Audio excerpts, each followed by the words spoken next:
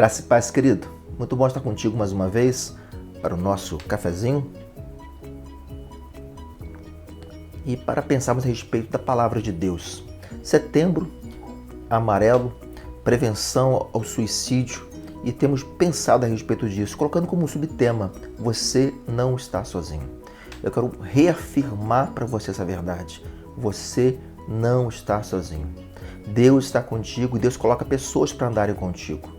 Mas nós falhamos, nós erramos, nós nos decepcionamos com as pessoas em alguns momentos conosco, nossas falhas, com o que nós cometemos, com aquilo que nós não gostaríamos de ter feito, mas fizemos. Pedro caminhou com Jesus durante 3 anos no ministério. Pedro, um braço direito, um servo do Senhor. Pedro é aquele que quer defender Jesus no Getsemane. Pedro é aquele que diz que não vai negar, e é o Pedro que nega. João capítulo 18, versículo 27 diz lá: de novo Pedro o negou, e no mesmo instante cantou o galo.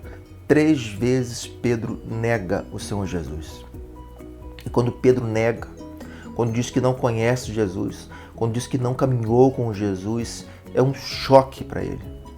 Porque é um choque porque Jesus havia falado com ele que isso aconteceria, ele disse que não. Quantas das vezes nós ouvimos da palavra, do próprio Deus, dizendo: não faça, e nós falamos: não, eu me garanto, eu consigo, fica tranquilo, fica na sua, está se preocupando à toa. E quando acontece aquele choque, a gente fica destruído. Pedro ficou destruído porque é a crise do erro. Não admitiu o próprio erro. O problema agora não está no outro, o problema está em mim mesmo. E como que eu vou lidar com a minha crise, com o meu erro, com a minha falha? Pedro nega o Senhor Jesus. Ele não apenas pensa, mas ele faz. É um ato, é a autodecepção. Como é que eu fui fazer isso? Como é que faço um negócio desse? A gente fica se culpando. Nós não somos infalíveis, mas podemos prever algumas situações, nos guardar, resguardar de algumas coisas. Pedro diz que não vai trair Jesus e ele trai. Ele acha que não vai fazer nada disso. Quando Pedro nega, ele mesmo se assusta. Como é que eu fiz um negócio desse? Não está dito lá, mas a ação de Pedro dá toda essa ideia. Mas lá em Lucas 22, 62 diz que Pedro chora amargamente.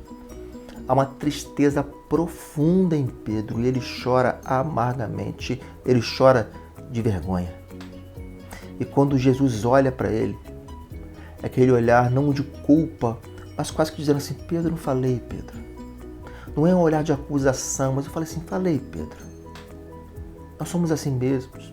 Imagina aquele lugarzinho, aquele ângulo que ele conseguiu olhar para Jesus, e olho no olho, e aquilo destrói ele.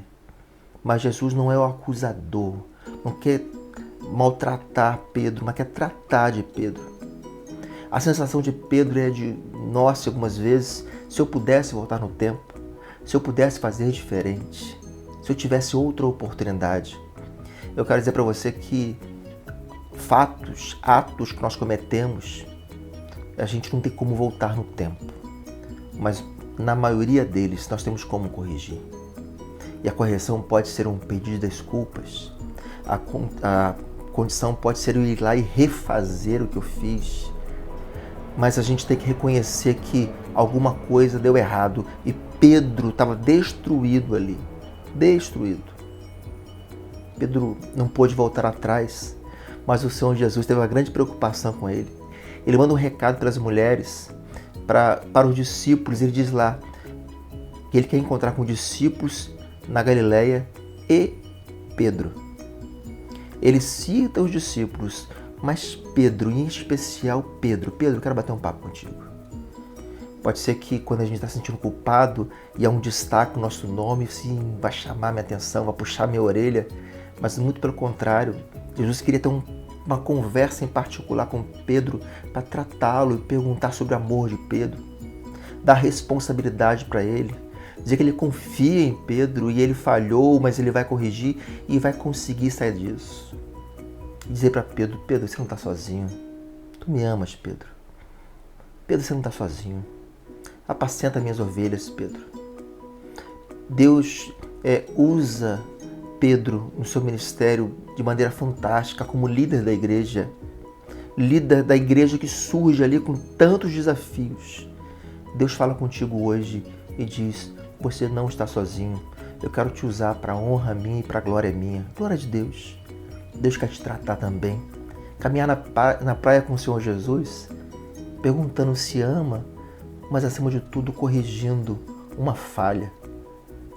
Você erra, eu erro, nós erramos, a humanidade erra. Não é desculpa, mas a gente não pode permanecer no erro. Vamos corrigindo e aprendendo a perdoar as pessoas. Mas minha palavra hoje: aprenda a se perdoar. Se perdoe. A vida é uma só. Temos a eternidade com o Pai, mas a vida aqui é uma só. Então há a oportunidade de se perdoar. Se perdoa. Coloca diante de Deus: Deus, eu errei, eu falhei, me perdoa. Se é com alguém que você errou e tua consciência é pesada, peça perdão a essa pessoa. Me perdoa, eu errei. Vamos reconstruir nossa amizade, nosso relacionamento. Perdão. Que Deus cuide da tua vida. Que Deus restaure o seu ser. Que Deus te use para a honra dele e para a glória dele. Amém e amém.